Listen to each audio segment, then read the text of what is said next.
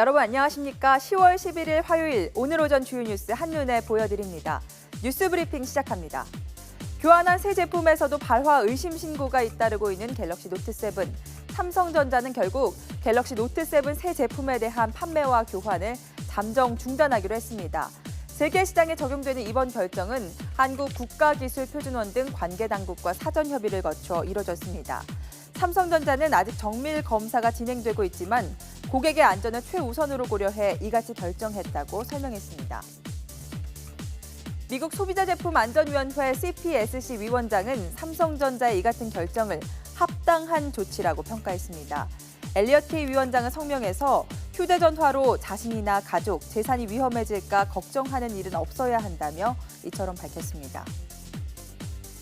삼성전자의 주가는 개장 직후 급락하고 있습니다.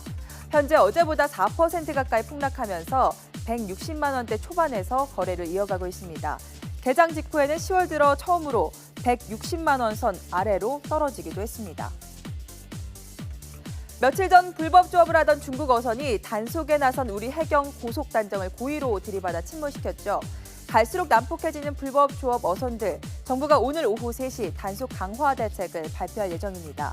현재 해경은 침몰 사건을 일으킨 용의 선박을 특정하고 살인 미수 혐의 적용을 검토하는 등 중국 해경국과 수사 공조를 펼치고 있습니다.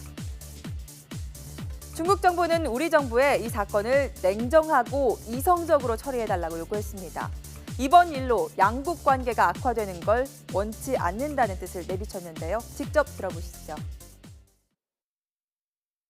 我们希望韩方从双边关系、地区稳定的大局出发，冷静理性地处理有关问题。 이런 가운데 베이징에서는 중국 주재 한국 대사관에 대한 국정감사가 열렸습니다. 여야 의원들은 한 목소리로 이번 사건에 대한 단호한 대처를 주문했습니다. 이번 해경 고속단정을 침몰시킨 범인 반드시 색출해서 중국 당국이 우리 한국으로 송환해야 된다. 이번에 반듯하게 결말을 내지 못하면 재발될 우려가 크다는 점에서 반드시 범인 인도를 받아서 우리 사법당국에 처벌을 시키는 것이 옳다. 이에 대해 김장수 대사는 범인이 되도록 한국에 와 재판을 받는 게 좋지만 사법 공조 문제 때문에 확답할 수는 없다고 밝혔습니다. 북한의 도발 우려 속에 박근혜 대통령은 오늘 국무회의를 주재하면서 강력한 대북 경고 메시지를 내놓을 것으로 보입니다. 북한이 노동당 창건일을 맞아 도발할 가능성이 높다는 점을 지적한 뒤에 북한이 국제사회의 우려를 무시한 채 도발을 감행한다면 고립과 경제난이 더욱 심해질 수밖에 없다는 점을 강조할 예정입니다. 여야 3당 원내수석 부대표는 오늘 회동을 갖고 국회 운영위원회 국정감사에 부를 일반 증인 채택 문제를 논의합니다. 야권은 미르와 K스포츠재단을 둘러싼 의혹과 관련해 최순실 씨와 차은택 CF감독, 이승철 전국경제인연합회 부회장과 박병원 한국경영자총협회 회장 등 4명을 일반 증인으로 요구한다는 방침이지만 새누리당은 반대 입장을 고수하고 있습니다. 축구대표팀이 오늘 밤 11시 45분 이란 테헤란에서 러시아 월드컵 최종 예선 4차전을 치릅니다. 우리 대표팀 현재 2승 1무로 A조 2위에 올라 있는데요. 오늘 경기에서 이기면 이란을 제치고 조 선두로 올라섭니다. 이란과의 원정 경기 전적은 2번 비기고 4번 져서 한 번도 이기지 못했습니다.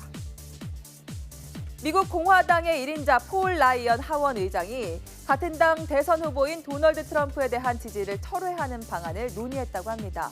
미국의 정치 전문 매체 폴리티코가 보도한 내용입니다. 이 매체는 내부 소식통을 인용해 라이언 의장은 트럼프의 음담 패설 녹음 파일 사건이 터진 뒤 측근 인사들과 모여 트럼프를 버려야 할지 말지를 논의했다고 전했습니다. 라이언 의장이 지지 철회를 행동에 옮긴다면 트럼프에게는 타격이 아주 크겠죠. 어제 미국 대선 후보들의 두 번째 TV토론 직전 실시된 여론조사에서 민주당의 힐러리 클린턴이 소폭의 상승세를 보였지만 공화당의 도널드 트럼프는 다소 부진한 모습이었습니다. MBC 뉴스와 월스트리트저널이 공동 발표한 여론조사에서 4자 기준으로 힐러리와 트럼프의 지지율은 각각 46%와 35%로 나타났습니다. 격차는 11%포인트, 지난달 중순 같은 조사 때의 차이 6%포인트에 비해 두드러지게 커졌습니다. 이달 들어 한국 영화의 흥행세가 주춤합니다. 지난 9일 기준으로 시장 점유율이 36.4%로 떨어졌습니다. 이 기간 미국 영화의 점유율은 60.1%로 한국 영화를 압도했습니다. 올해 1월부터 9월까지 한국 영화 평균 점유율은 54.2%, 미국 영화는 41.3%였습니다. 최근 3년 동안의 지역별 암 환자 발생률이 처음 공개됐습니다. 위암 발생 1위는 충북 보은이었고요. 간암 발병 1위는 경북 울릉군으로 조사됐는데요. 식습관이 큰 영향을 미친 것으로 분석됩니다. 김상익 기자입니다. 건강보험공단이 더불어민주당 정춘수 의원에게 제출한 시군구별 신규 암 환자 발생 현황입니다. 2013년부터 2015년까지 3년 동안 위암 발생률을 살펴봤더니 충북 보은이 전국 최고였습니다. 남성은 10만 명당 130명을 넘어 1위였고 여성도 전국 2위를 기록했습니다.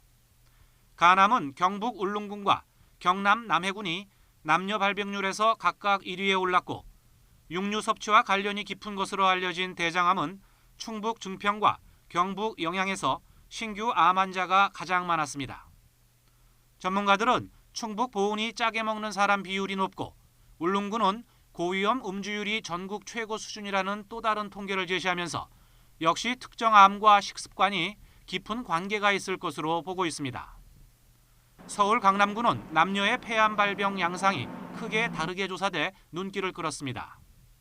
여성은 폐암 발병률이 전국 6위였지만 남성의 경우 전국 최하위 수준에 머물렀습니다. 질병관리본부 자료에 따르면 강남구 남성의 흡연율은 서울 25개 구 중 20위에 그쳤지만 강남구 여성의 흡연율은 서울 지역 평균보다 높았습니다.